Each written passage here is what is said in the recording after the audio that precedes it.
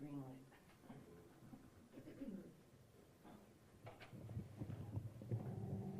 Hands up, everybody. Here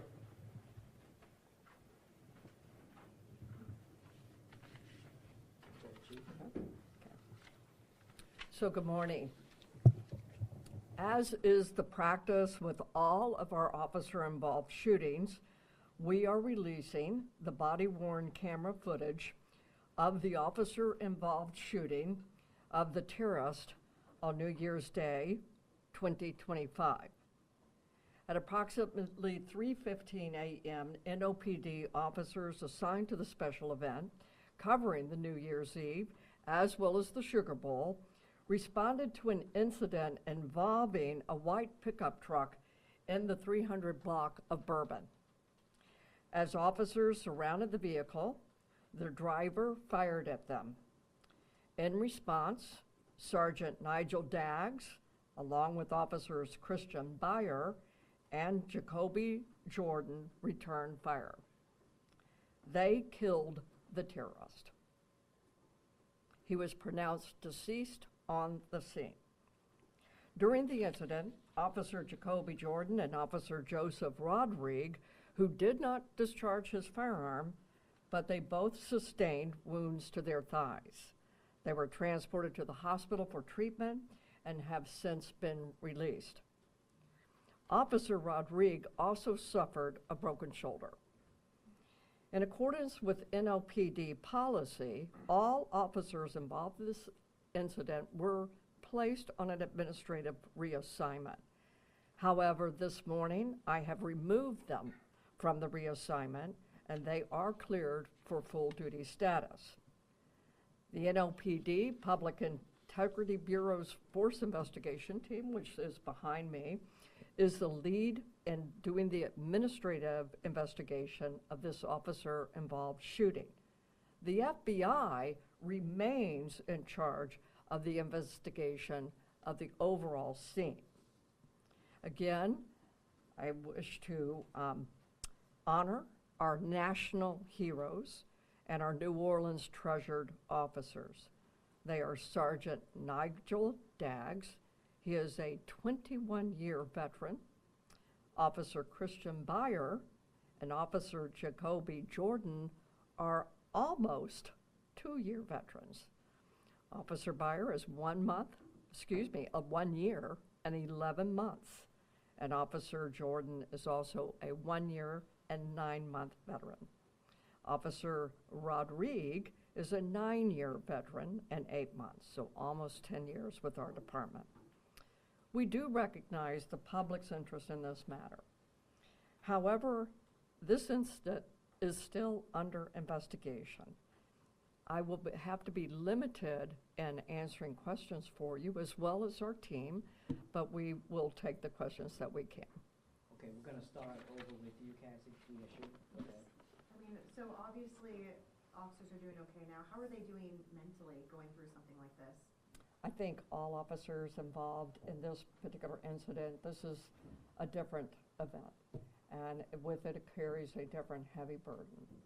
I think, and we have about 175 staff members who will be having some wraparound services for those very issues, but the officers have been in good spirits, and this weekend they're being honored in Texas, as well as some other national recognitions, and that's why they are national heroes. And but they are treasured, so our treasured officers. And one more question, were you able to see other body camera video? I mean, obviously you've probably been reviewing all this. What did you see kind of this incident? You're gonna see this when we release it, what we have in terms of the body worn camera footage. Of course, all of us were actually on the scene. And I know Chief Gantier was on the scene within about 2 minutes. I lived 3 blocks away. So I was also on the scene very, very quickly. Okay, Foxy. Chief, if you could talk to, in the body camera video, we see that there are some bystanders in the area when officers open fire on the suspect.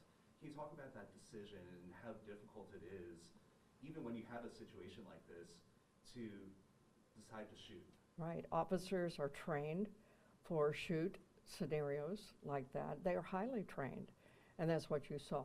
These are split-second decisions, and so this portion that we're releasing to you has to do with the policy issues. And it's clear that these officers were well within policy, and so we have zero concerns about that.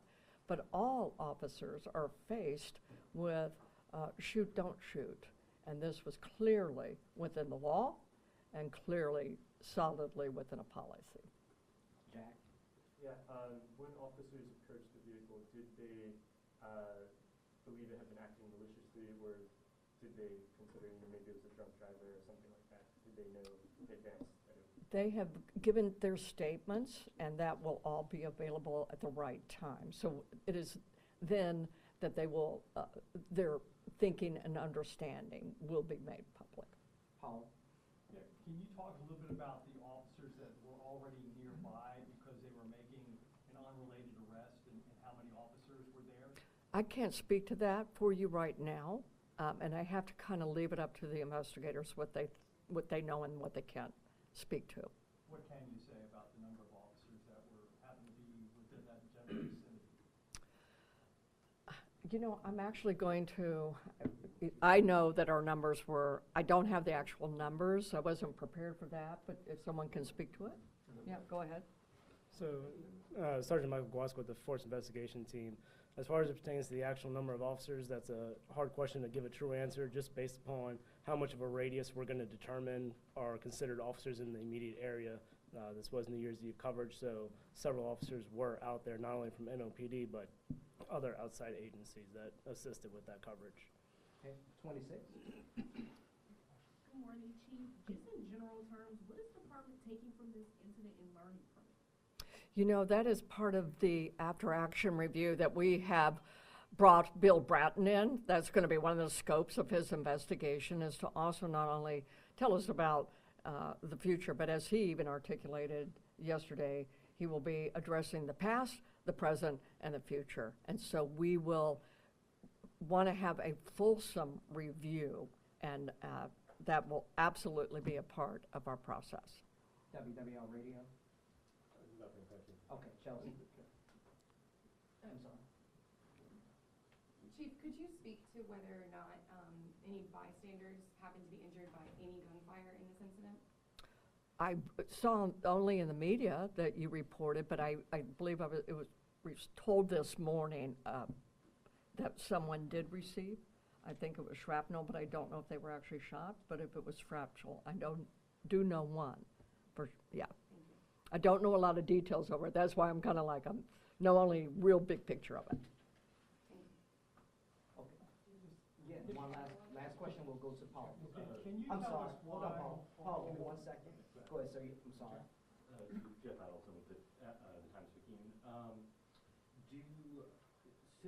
There's only one shot coming from or it appears there's only one shot coming from the cab on the video, and there's multiple people that, including officers who were injured by gunfire. Is it possible that some of the people who were injured by friendly fire from police officers? That is a detail that will be a part of the FBI's investigation, so I can't speak to that right this particular moment. Yeah, Okay.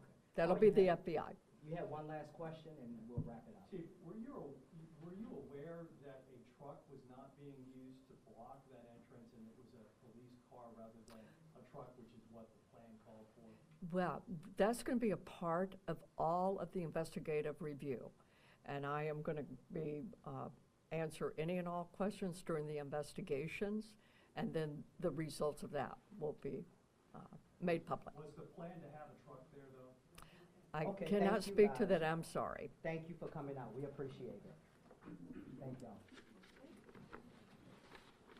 All right, Chief. All right, thank you. All right.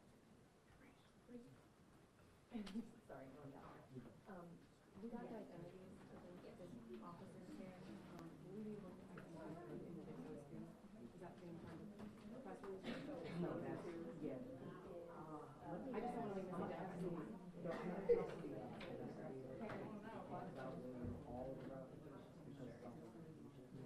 Just as far as like, I mean, it's in the video, but like, I don't know these guys, so